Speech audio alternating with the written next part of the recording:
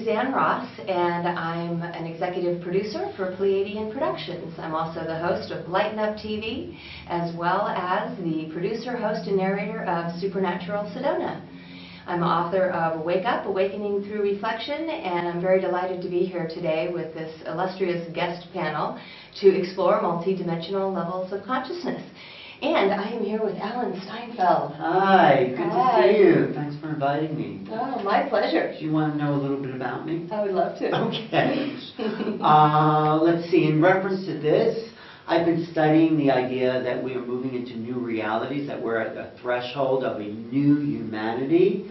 And I've been working a lot with the Hurtaks here at the Academy for Future Science, and I love the ancient alien and the Native American perspective. So I combine this all into the idea that who we thought we were, who we've been told we were as limited beings is not who we really are. So how do we stretch our mind to have new perceptions and new awarenesses of this multidimensional reality? We have the senses, and we can go into this, to tune into these other awarenesses. They're encoded in us, but they haven't been activated. We haven't been made aware that who we are as these great beings on planet Earth. So that's what my work's dedicated to, is the upliftment of the human spirit and the awareness that we are not who we've been told. We're much greater than that. And that's what our whole evolutionary moment in history is about. How are we going to wake up to who we really are? And that's the most exciting thing for me. That's very exciting. Okay. And Clifford Mahooty. Welcome, Clifford. Glad to be here. And you are a Zuni tribal elder as well as an engineer, and you also were involved in the military and have done decades of research into paranormal experiences. First of all, I come from an indigenous tribe called the Zuni Pueblo people of the Southwest. And within our records and within our backgrounds and systems, we actually practice a lot of those rituals, ceremonies, and the connection with all things universal, if you want to go that far. And we have been practicing this for centuries. No one knows. The old timer says it was a long, long time ago that we were given this knowledge, and we are still practicing it to this day. And one of the things that I'm writing for another presentation is that I wrote here just this morning, is that the Zuni history and belief is that our ancestors were created by the light source using the ingredients of Mother Earth and universal life breath. Zuni, Hopi, and other people say that this is the fourth world. The previous three worlds were destroyed because of evil practices by ancient people on the planet. So we have been aware of this shifting for a number of years. I thought that I would have never come to this point in my life, in my lifetime, to see the changes that are happening. We are very fast, we are in a very fast lane for this transition. And I call it a logarithmic growth pattern because of things that are happening so fast, and a lot of things that are seems to be abnormal at this time, but it's just a thing that we have to put up with for a while until all of us are in synchronicity with what all the different forces are doing on this planet and other places. And I have been working with this for a long time, not only as a person that participates in these activities, and what has really been intriguing to me is that the interpretation of all the things that we have been taught for a number of years, what our practices are, protocols, things given for what we call the upper world people, the priesthood of the upper world. We don't call them aliens, we don't call them ETs, we don't call them sky people, we call them the priesthood of the upper world. And so these are our teachers, they're our fathers, and they're also the ones that are protectors in many orders and in many different ways. We are only the personators of those people when we come down to the ancient practices, whether it be in the medicine, whether it be in what we call the Kachinas society system, but we are all part of nature, and we have always been part of nature, and this is why we have been given that assignment, so to speak, for the rest of the world. And we don't only do that for ourselves as a Zuni nation, but we do it for all the other indigenous tribes and toward the whole people of the planet. And this has been given the charge from day one, if you want to call that. Mm-hmm. And so I'm glad to be here and to perhaps convey and say in simple terms what a complex system is. It's been taking me about at least 60 years, and I'm still a student in my own group, in my own system. So it's very enjoyable to get other people like the people here to get the input from their sources and to reinforce my thinking, and also the information that would help me to explain a lot of things that is so limited in our way, because we are only in this part of the world when we started coming to be part of the system. But we have always been aware that there's somebody else besides us, and all we're doing is following their system. Mm. Glad to be here. Yes, thank you for sharing that. And Desiree Hurtak. Right, well, I'm happy to be here. Thank you for having Dr. Hurtak and myself. We've been working in this field for over 40 years, and we've done a lot of work in Egypt, which ties in, I believe, to a lot of the ancient areas. When Clifford talked about previous civilizations, we feel this is some of the work that we've done, looking at what those previous civilizations have been. Done a lot of work, of course, in Mexico, especially the Yucatan.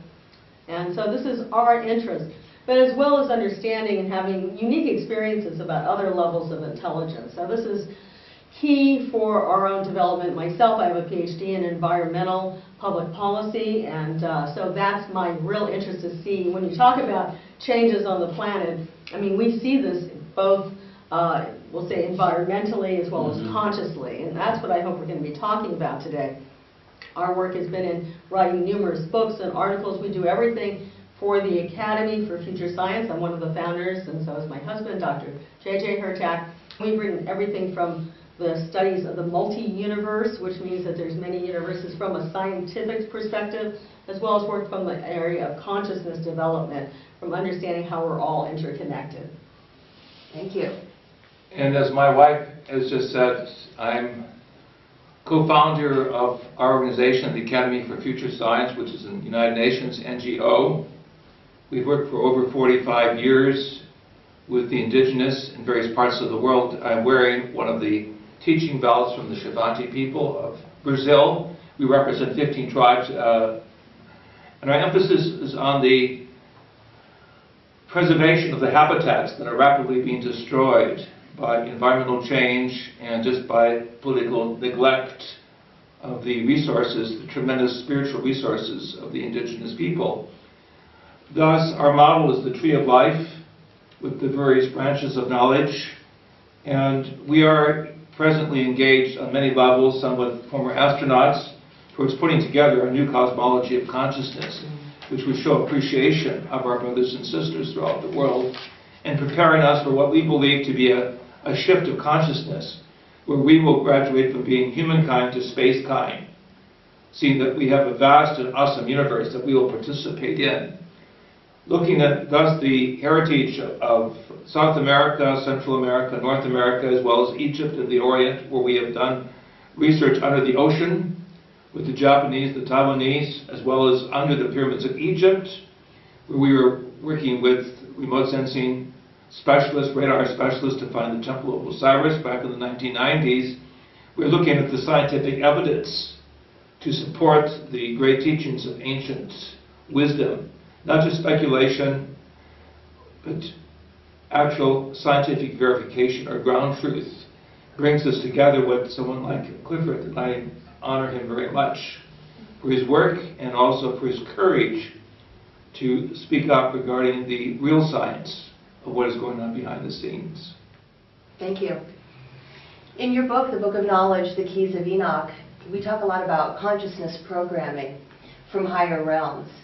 And so I'm very interested to know how the Great Pyramid, scientifically and spiritually, ties into these 12 geophysical time warp areas around the globe to create these zones, time warp zones for ascension, communication between higher beings. It sounds to me like a consciousness network. This is a very provocative question you ask, and many of you probably are not as familiar with my work as that of Robert Bevell, who published an amazing book called The Orion Mystery, based upon the relationship of the three great pyramids on the Giza Plateau and the Belt of Orion. Well, 20 years before Robert Bevell, we published, my wife and I, The Keys of Enoch, which highlights specifics between the three major pyramids and the Belt of Orion, naming in the Arabic and the Greek and in the astrophysical donations and alignments, the specific ties. This model, through my higher consciousness experience, is to be seen in the indigenous cultures also throughout the world. Right, and so we've looked at the fact that there's certain mathematics that unfolds throughout the planet. One of which is the pyramid, which tends to be three-sided, or we'll say in that sense tetrahedral relationship. And it's interesting that there are these tetrahedrons around the globe. We've been to China, we've seen the pyramids of Sion. There's also pyramids in the Atlantic, in certain areas of the Gran Canary Islands, the Canary Islands. So all over, of course, Egypt and Mexico. But if you expand that, you get to really the dodecahedron, which is a certain sacred geometry. And you have things like the 12 tribes of Israel, the 12 disciples. Well, why are these things like this all over the planet? And Dr. Hurtak has had two maps in the Keys of Enoch, I think that's what you're talking about, that pinpoint key areas. Now, the whole globe itself is part of this dodecahedron. There's certain areas upon the planet. But we believe there's major areas, there's also minor areas. So we actually recognize Sedona as being a very special vortex area as well. So it's that kind of sacred geometry that this planet is a part of. And we've done some amazing work, even in the area of Yonaguni, which is Japan, southern Japan, Okinawa area, and there's been sacred underwater structures that have been found there that Dr. Hurtak himself has swam. Just to highlight this, I'm quoting that from my book, the actual NASA documents showing that the tetrahedral landforms or pyramidal structures on the surface of Mars, that was the first person to release this information worldwide, showing the actual Mariner B-frame designations. So this was not to be seen as an optical illusion, but an actual document designating mathematical distances between tetrahedral relationships and a larger association of landforms that scientists have never been able to fully appreciate. And Desiree mentioned the tetrahedral, but we're talking about the three-sided as well as the four-sided pyramids that we find throughout the Yucatan Peninsula, throughout South America, and specifically in Egypt at Giza. So it's the three-sided, the four-sided, and even the five-sided pyramids that have captured our research in the last 40-some years. Right, and this is also, I think, what you were referring to, the natural time warp areas used by the brotherhoods, and that's, of course, key. And you can see that these are naturally occurring points. Many people don't realize that off the coast of Japan is a type of vortex, just like the Bermuda Triangle, that things get missing in there and disappear. And we've actually had friends that were in the area of the Bermuda Triangle doing scientific marine research, and they encountered this, we'll say, time warp phenomena, where what happens is everything that's the water becomes the sky, and you can't see the difference between the water and the sky. And the only way they got out of it was following their way backwards. But they would have been probably sucked into who knows what and disappeared forever like everyone else in those areas. So the same thing happens in Japan. This planet is really just not a sphere. It has energy vortices throughout it. What I just want to add to that is the fact that the Earth is a living being, so the true purpose of humanity is to help evolve the Earth, so we accentuate these acupuncture points or chakra points with these pyramidal forms to accentuate the evolution of the Earth itself, because we're extensions of the Earth, as all the Native American people have known. We are part of that. We're not separate.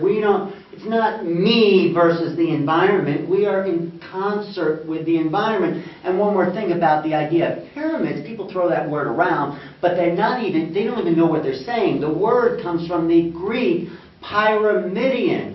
Fire, pyra, in the middle. Fire in the middle. These are multidimensional forms that activate a heat or a concentration of light in the center of them. That's why the word pyramid is used for these. And the intersecting pyramids, or tetrahedral forms, actually make up our human life sphere system. These intersections, the Hurtaks work a lot with that. These tetrahedral forms, or this Merkaba body, is what we are. We are walking, breathing Merkaba beings condensed into flesh.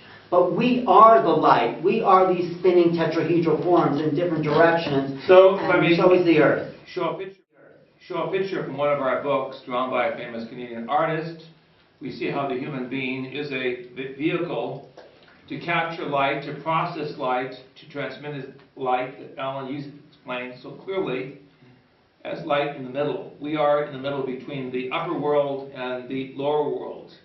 And to answer your question more completely, our work at the Academy for Future Science has been to work with NASA scientists who are retired, leading anthropologists, those of the indigenous communities, to validate that these 12 areas throughout the world, although seeming to be somewhat mystical and mysterious, are actual energy areas where the upper world is connected with the human world.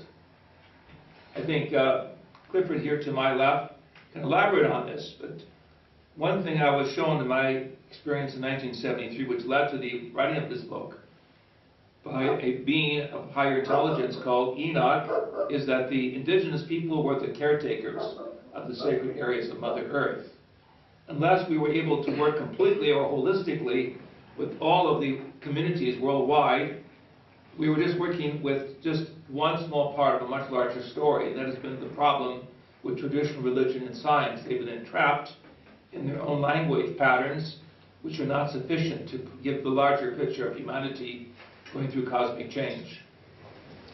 Right. I also want to say these sacred areas also relate directly to the stars. So as Alan was saying, it's not just us, it's not just the area, it's the whole interconnection with the heavens.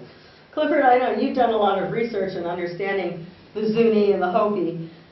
What do you feel about this connection between heaven and earth? Well, the human being, or what we call ourselves the children of the star people, we are given a designated duties and responsibilities, like I said, from the Creator. And there are two basic things that fall into this area. First of all, number one is that this is a water planet. Has always been, and this is why they settled here. The different beings from throughout the whole universe, wherever they came from, that's how our history starts. The sky people, or ETs, or whatever you want to call them, they knew this was a water planet.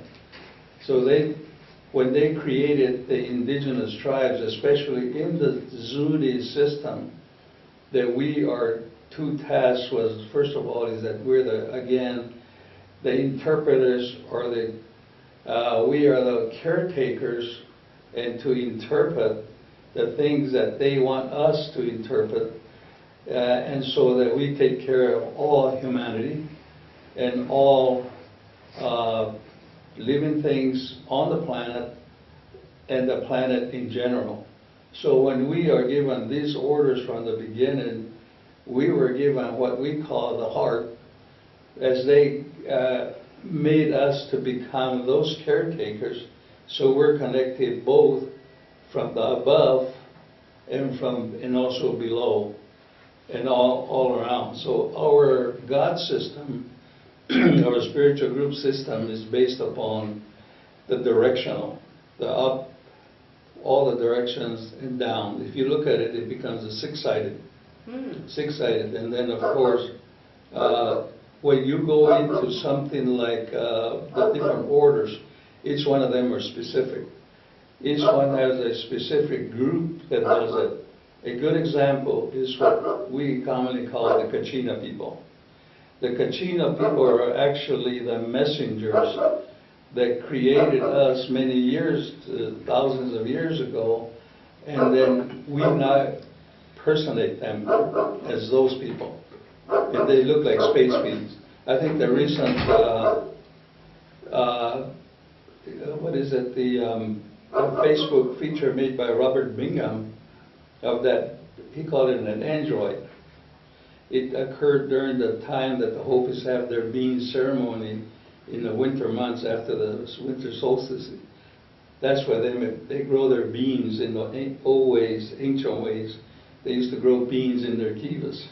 And that's the same Kachina that represents that type of the planting and getting the plants ready for the summer. Of course, in Hopi, Arizona, it's wintertime, 0 degrees, so they have to plant. So these are a good example of a Kachina that's way up in the sky. And they took pictures of it. And these are the ones that come back and forth between us and the villages during those times of need. We have to ask for them to come. Now, the other concept that we run by is that in the beginning, when we were being taught how to walk and talk, so to speak, they had to take care of all of us through the evolutionary process.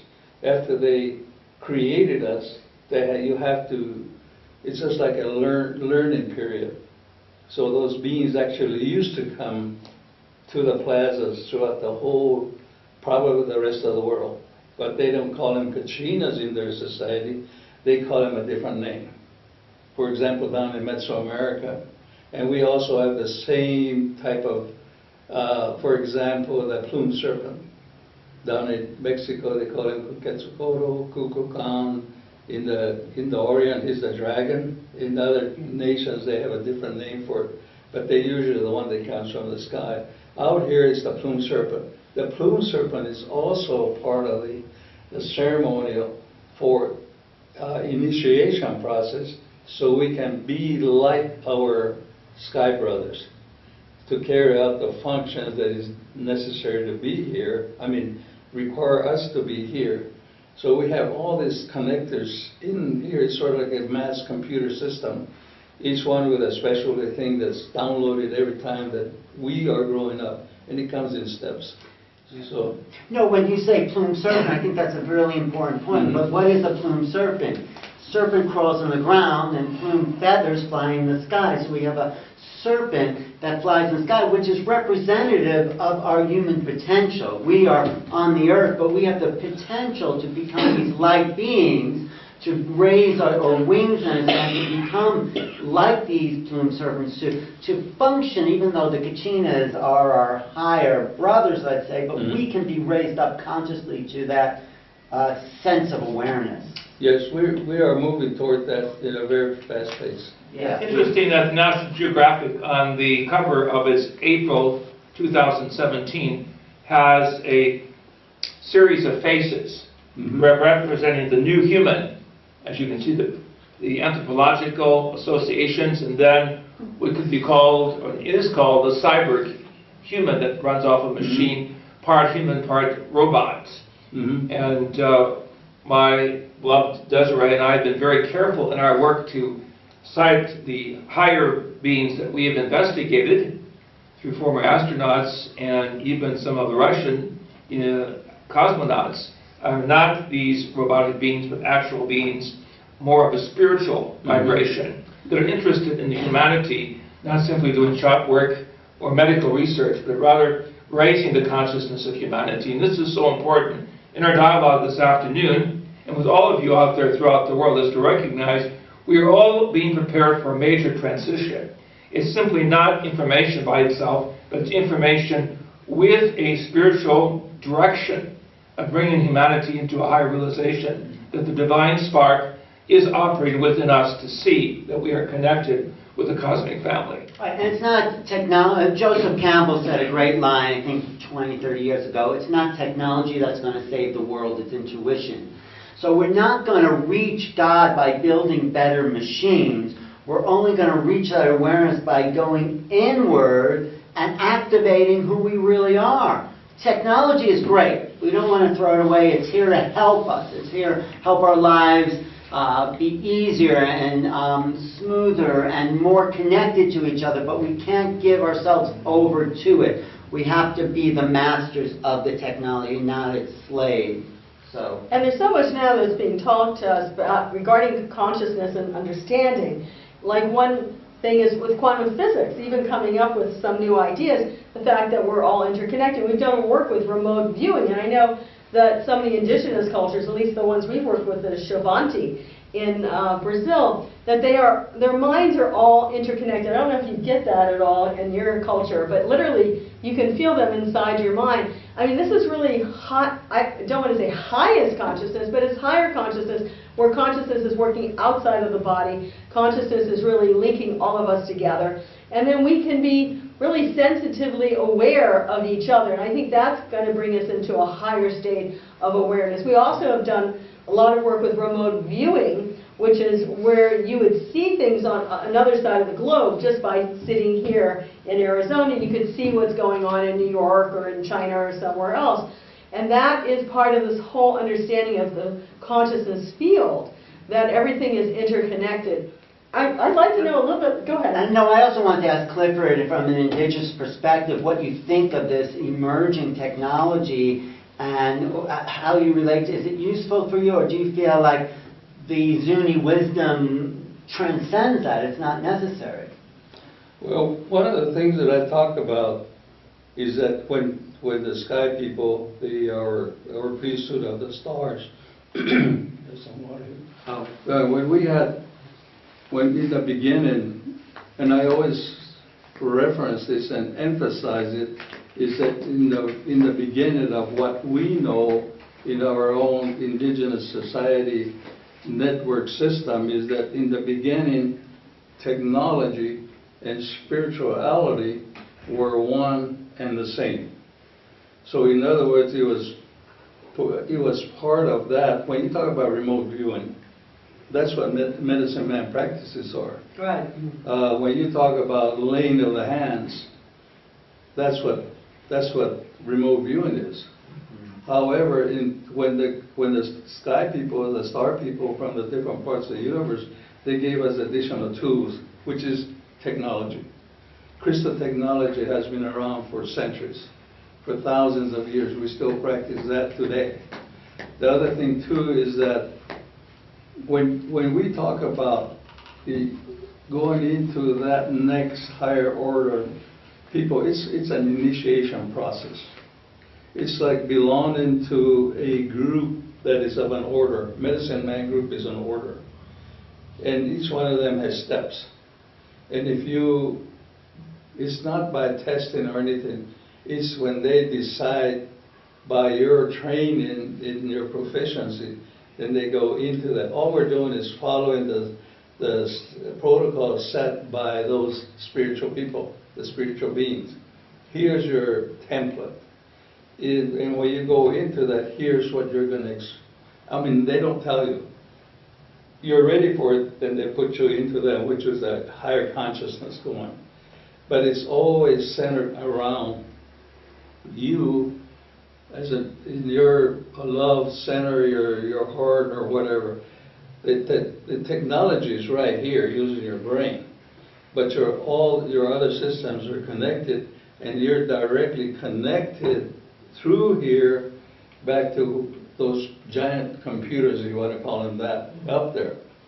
At one time, in the past, they actually used to come until interferences. We still have UFOs today, like we did 10,000 years ago. We still have sky people come visit us, but they have to be invisible. And because of interferences against mankind by other forces, which is human forces. So they have to do, so they're here.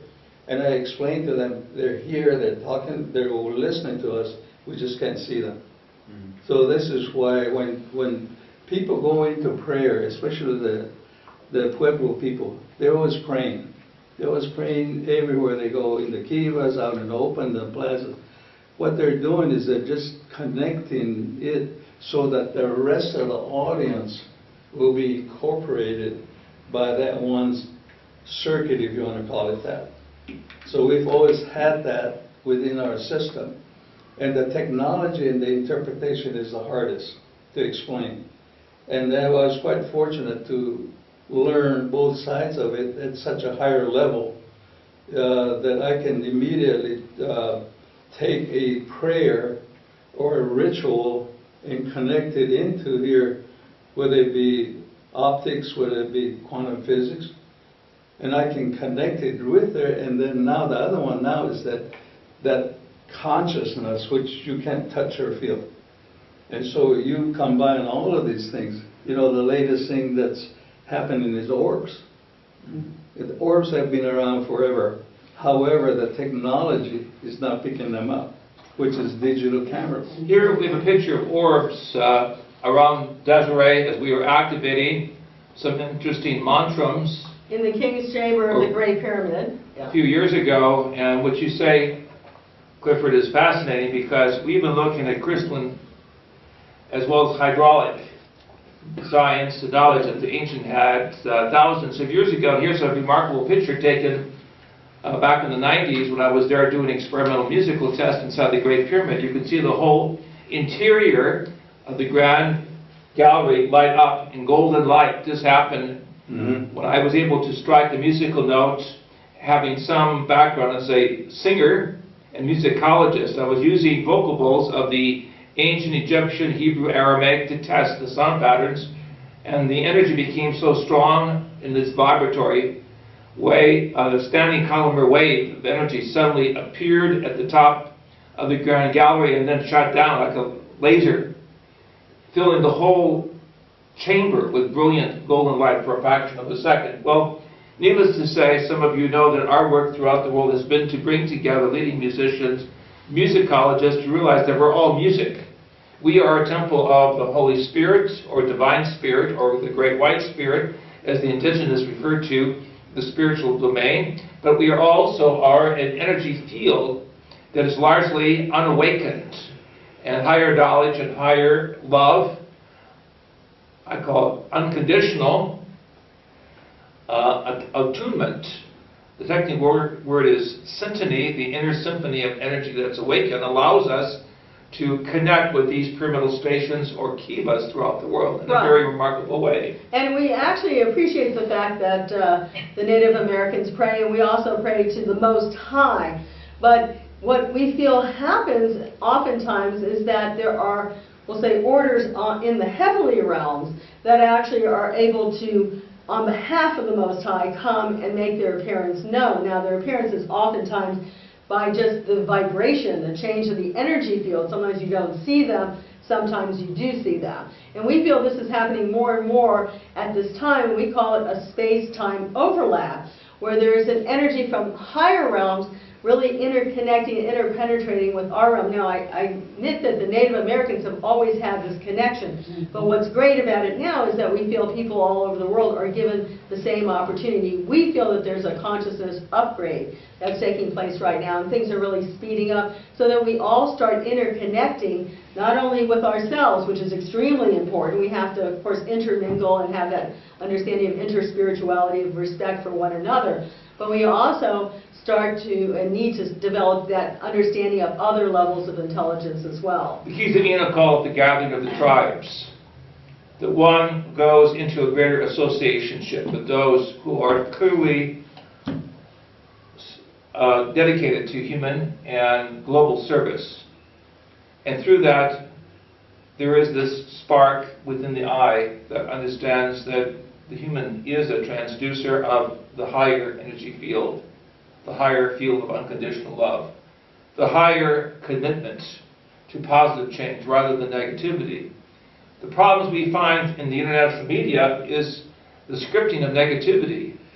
We see a culture of death being thrown in our face day by day rather than a culture of peace. And And this intercultural piece is so important because without it, you cannot understand the pyramids and the kivas as beacons of light, as places for the symphony of eternal life and what the ancient Greeks and Egyptians called the music of the spheres. And Clifford knows, and certainly we also accept the fact that there was once a connection between Egypt, the Zunis, and the ancestors of the North and Central American areas. Very profound. As well as those in what we would consider the area of Tibet and some of those areas. In fact, Dr. Hurtak was working with an associate while he was getting his PhD at the university that was at least connecting the Tibetan language with the Mescalero Apache. Now, I know that that's a different tribe, but there's these connections that definitely come across from the east to the west and also from the west to the Middle East. You put an arrow right through Sedona, it will come out in Tibet. Mm-hmm. So there's a connection between the language that is being used here by the natives of the Hopi, the Navajo, and others, and the Tibetan language, and then those of Central Asia. And it's very similar words for the moon, very similar words for certain constellations. And we find this also with the peoples that we've been associated with as honorary members of the Shavanti nations in South America, who simply understand that there's a time of passage. And when times become too difficult and too destructive, then the cry of Mother Earth, the cry of the animals, the cry of the hearts that are moved, can open up a portal of communication and can manifest the elders, the star people or nations, or what we refer to as the B'nai Elohim, the sons and daughters of the Most High. That has always been present to us, but what's happened is this monoculture, this Western civilization that spreads its political agendas and its religious agendas and its media and its news, has wanted to wipe out all these other ideas, our whole connection to these great cosmic brotherhoods. It's wanted us to think a certain way, and it's oppressed people who have tried to hold on to the tradition and their connection. And it's been a very sad chapter in human history, is this suppression and this genocide of alternative views of our spiritual relationships with the stars. It's been awful. So what's happening is we're trying to reestablish an order that the Zunis and other tribes have never forgotten. If I can add to that, we've done a lot of research in Egypt, and it's very clear from Dr. Hurtak's book, The Keys of Enoch,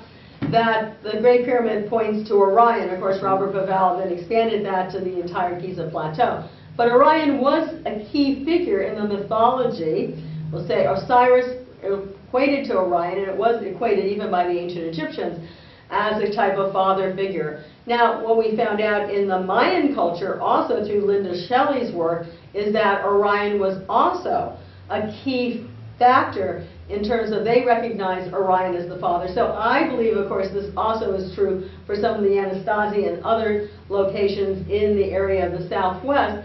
And so it shows that we're all connected, that there's really isn't this separation. Not to say that Orion is the key, but what Dr. Hurtak was showing was Orion was the gateway. We would call it in modern terms the Stargate. We were connected from above. But I want to ask, And we must be pulsating hearts of understanding from below now to come together if we are going to move positively in a new direction, a quantum shift, as some would call it, a consciousness shift, others would call it, a great awakening, or the coming of a new period of time where we graduate into, should we say, cosmic beings, cosmic citizens. Clifford, how your tribe and your people have been able to hold on to this Traditions. yeah, for so long and keep it fresh and alive for you and the generations to come. Well, we don't have a written language, and I think it is better that way because you can't erase it and put something else in there. But all the all the Indian tribes out in the Southwest, the Hopi, the Zuni, what they term the Chaka culture, and all others, especially out here, the culture that used to be here, which is the Hohokam and the Nimbras and the Mogollon culture, the key for the layouts of sacred geometry for our system is Orion's belt. The other one, which is the night sky.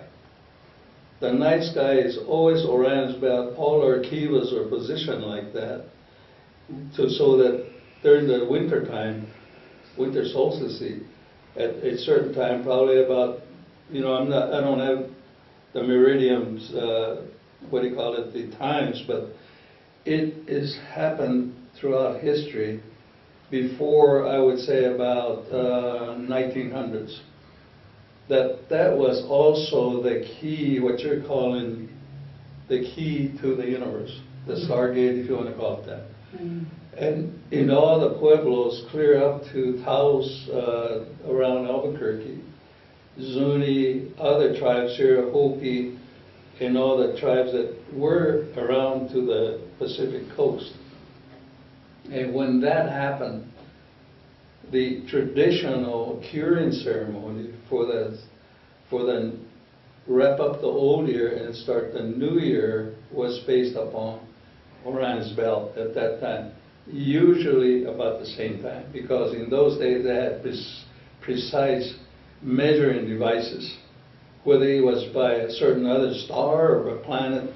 And when the sun started over there, as it went over to the west, then it started, the rituals were started, because it's later over here than over there. So as it goes, then the rituals and the ceremonies started based upon that. And that's where everything opened up. As we still practice that today. But because we don't have the ancient temples anymore, they were destroyed. And we don't have the paraphernalia and the tools that are set up in these sacred places. We don't have those anymore.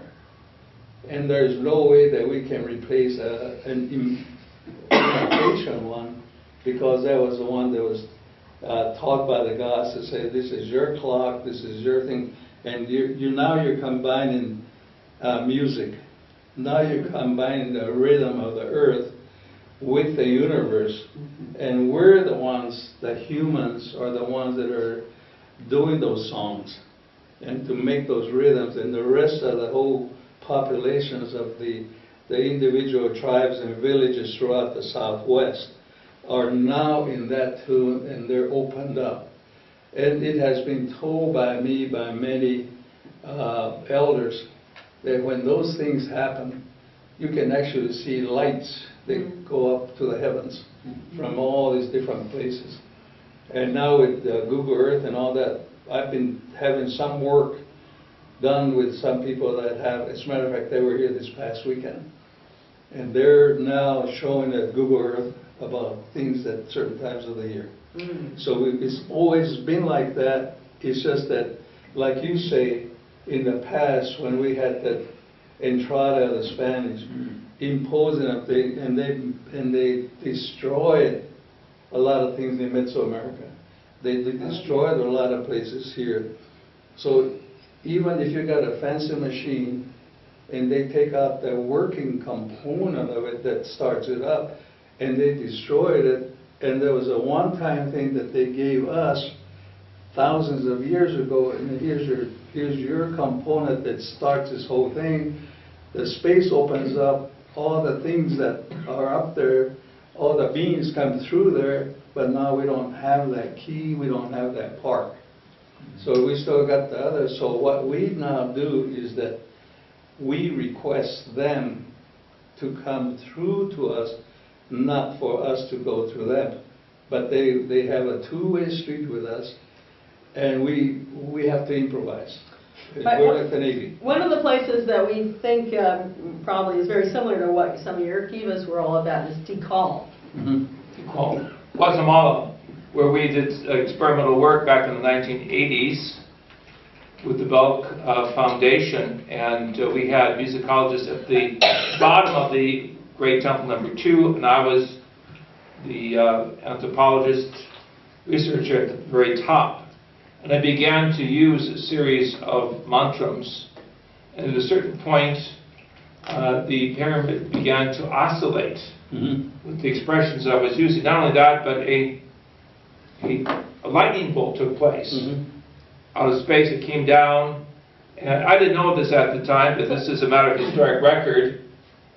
There was a female voice that was picked up on the tape recorders that they had used. And it wasn't me. I took it to Europe and had two known musicologists analyze it, and they said this sound had to come from some paraphysical source.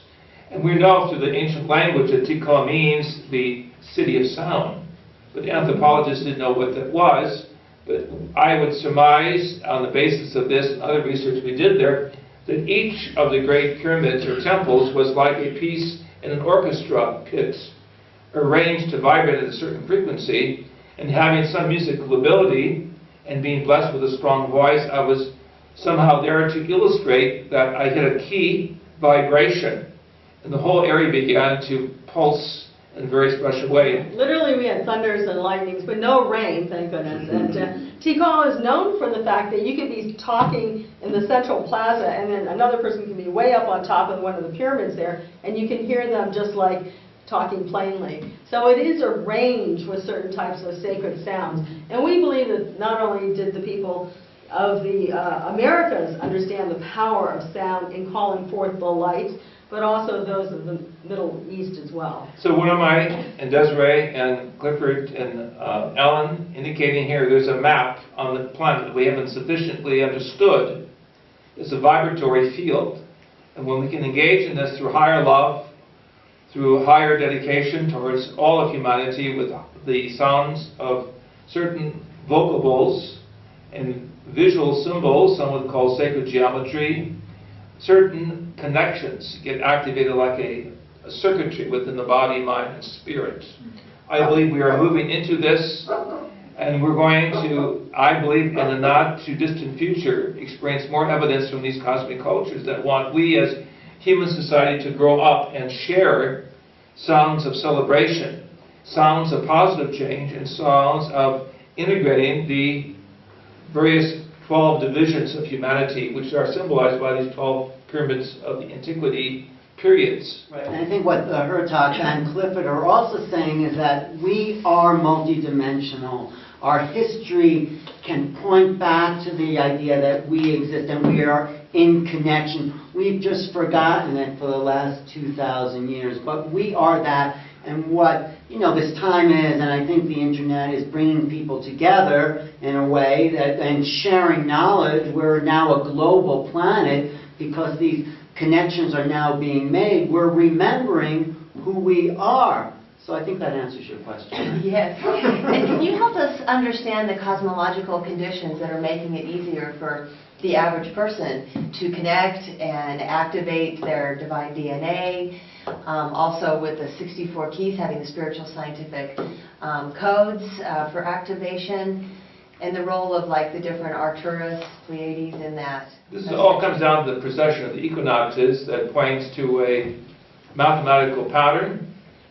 Scholars, if you go to the Encyclopedia Britannica, note that the first evidence of the precession of the equinoxes was made in Egypt with the pyramids. I'm showing one picture. It was taken in the 1960s when I was there at the top of the Great Pyramids of Egypt. And the study of the movement of the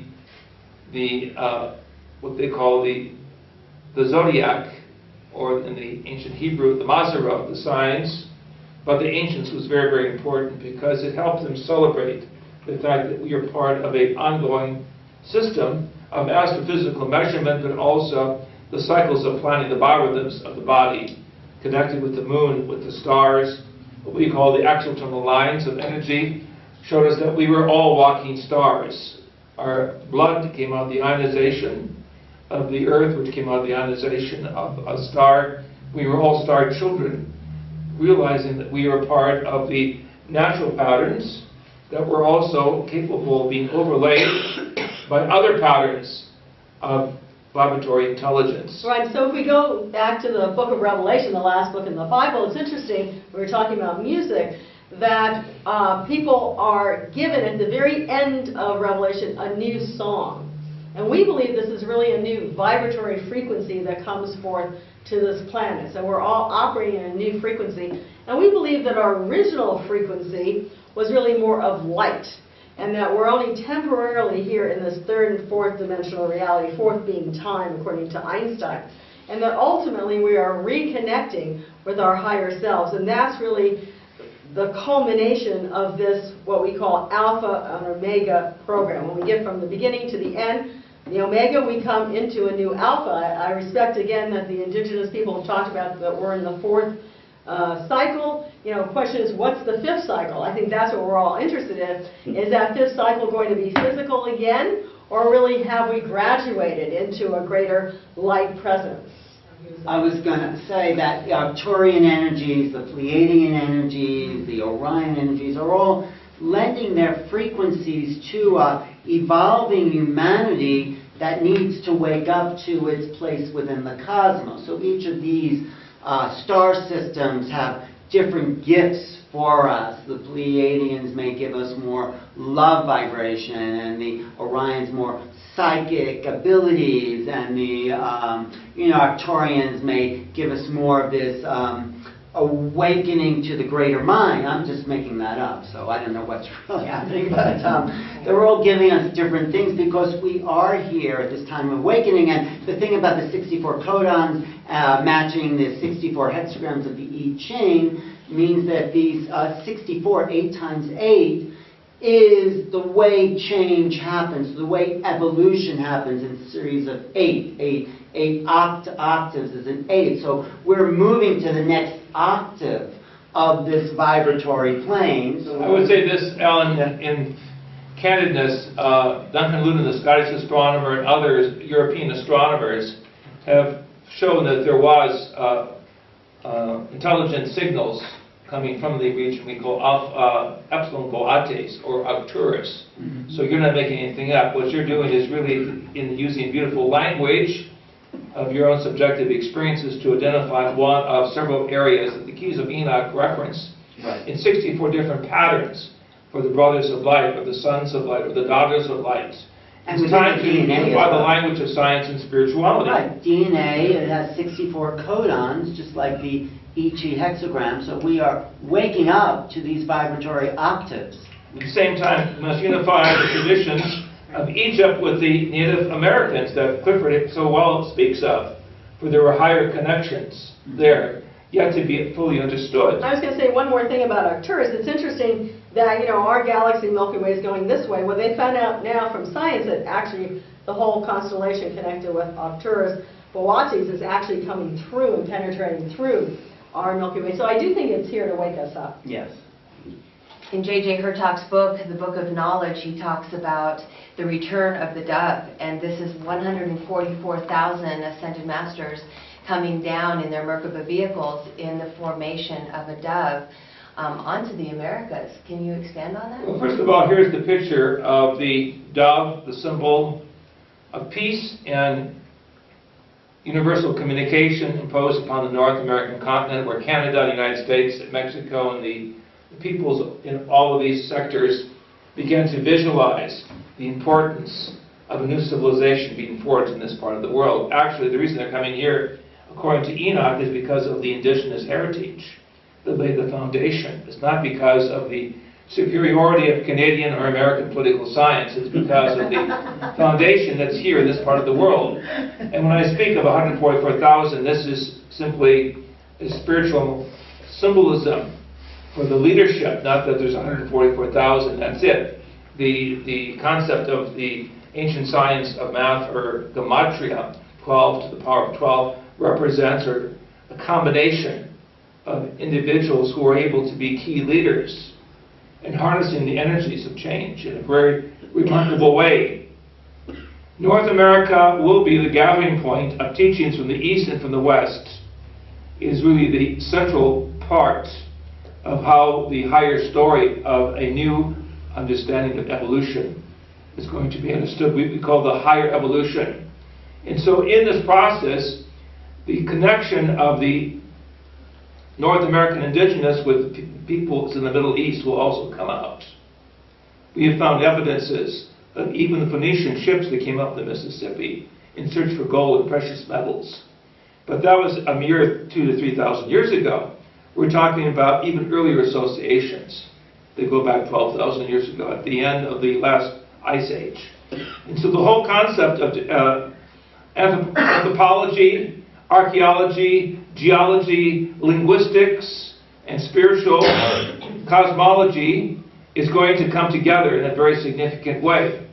And that is why we require people to have a great dedication to a new type of learning that's going to come through sacred art and music, as well as language, or what I call the language of light. That information by itself and of itself in the classroom situation is not going to be sufficient. It's going to have to be a higher participatory experience where we see ourselves as part of that branch of humanity, reaching out to the 144,000 cosmic leaders from the cosmic or indigenous cultures, the star people coming back to conclude this experiment that was seeded here and planted here well over 12,000 years ago. Right, and again, we feel that there's many levels of intelligence working with us, and it's really not even just this planet that's making a change. It's actually the entire cosmos, and we're making a change with that cosmos. That's very, very important. What does Clifford think of it? You mean the return of those that were here before? Well, we have been sort of, in a way, probably being tested, if you want to look at it that way, because in all our prayer, ritual, mantras, chants, system, that's what we talk about in song, and in rhythm, and in dance. And what we have been told is that these are the things that you have to abide by, and it's in our prayers. I do a lot of high order prayer systems, where there's basically two things that they talk about. First of all is that the end of those, when you're addressing the whole people, we tell them that we're only talking through the Spirit. So we tell them that we do not know what today will bring. We do not know what the land or the earth will be like. It is only for dedication to the ways that you had given us from the beginning, by prayer, by presenting yourself through your heart system or your love back to them and following their protocols, that we will be saved by that. What they also talk about is that this is the Kachinas system. We imitate or we personate those beings, so we become part of it. So when we talk to these people that are Kachina people in front of us, and when we represent them, they're the ones that we're addressing them to say that we have done our duty. Now you go back as an emissary. Please give them these things that we have told you today, so that in the future, when they finally arrive, that we have done what we were supposed to have been doing. This is thousands of years. And so we're now at that verge now where we're going into a heavy shift. And my own personal activity and observation and feeling up to this point is that we're at that point. I mean, we can include all this other great system, but coming from a very simple system, although it's very complex. Simple in the way that this is the indigenous tribe of the Zuni people. They have been known this for centuries. They have been practicing for these centuries. So in other words, they say, okay, we are ready. What is the next step? So that's where that prayer of saying that we do not know. However, you people are the one that will tell us what we're going to do now. I have done my duty here. It's as simple as that. So when you go into the next stage, there'll be something that we have never ever encountered before. This panel here and all the wisdom and the questions that still remain, the one Clifford just posed, I think is the best one. What are we to become? What's this next phase of evolution going to lead us into? Well, it's not known. If it was known, it would have already happened. There's an exciting future that's awaiting humanity if we could get with the real programs. Suzanne, we thank you for inviting us. Thank we you. thank all of you out there. Look to the stars. Have a happy smile on your face and realize we're connecting with our cosmic family. Thank you so very much. Could we get a little prayer at the end? Sure. Thank you. One second, let me get your Palukkeja tonne, on ajat pitää työntää sen kun elämä kaikena on olleet palukkeja tonne. Lisman iän juhetana näsnäpke le aho I ulotan tensa. On aadettu iän maasjoini. On topinta penan illa aavanappa. Ak annatun tekui edeteatun lakke lukkeja tonne. Liston soteusakka tekohan näinsumpaa. Honat on janatia on ansammo tekohan janitsia tu. Thank you. Thank you. Thank you.